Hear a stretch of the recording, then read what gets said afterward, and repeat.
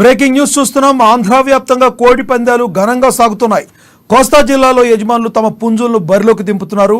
ముఖ్యంగా ఉమ్మడి ఉభయ గోదావరి జిల్లాలో కోడి పందాలు జోరుగా సాగుతున్నాయి. కోడి పందాలు చూసేందుకు వచ్చే అతిథుల కోసం నిర్వాహకులు భారీ ఏర్పాట్లు చేశారు.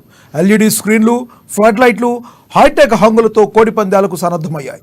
పందెం బరిలో కాలు దువ్వేందుకు కోడి పుంజులు సిద్ధమయ్యాయి. ఏడాది పొడవునా లక్షల రూపాయలు ఖర్చు చేసి పుంజులను వస్తాదుల్లా పందెం రాయిళ్లు తయారు చేశారు. ఈ 3 రోజుల పాటు భారీ స్థాయిలో పందాలు జరుగుతుంటాయి.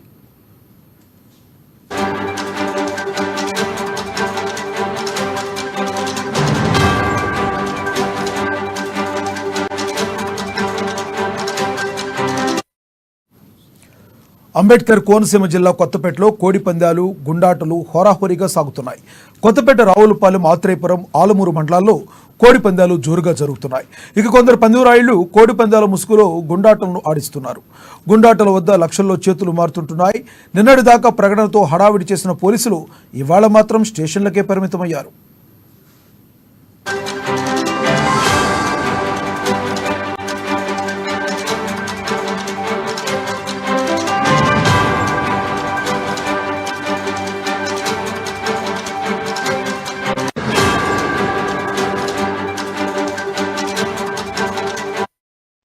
బ్రేకింగ్ న్యూస్ చూస్తున్నాం. ఆంధ్ర వ్యాప్తంగా కోడి పందాలు ఘనంగా సాగుతున్నాయి.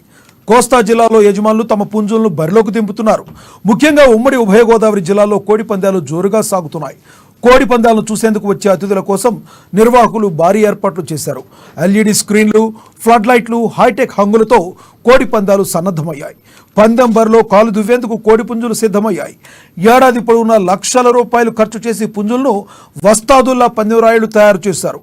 ఈ 3 రోజుల పాటు భారీ స్థాయిలో పందాలు జరుగుతుంటాయి.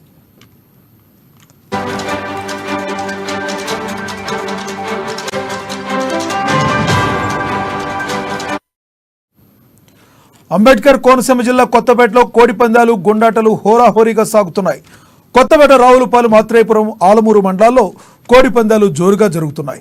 ఇక కొందరు పందెంరాయుళ్లు కోడి పందాల ముసుగులో గుండాటలను ఆడిస్తున్నారు. గుండాటల వద్ద లక్షల రూపాయలు చేతులు మారుతున్నాయి. నిన్నటి దాకా ప్రకటనతో హడావిడి చేసిన పోలీసులు ఇవాళ మాత్రం స్టేషన్లకే పరిమితమయ్యారు.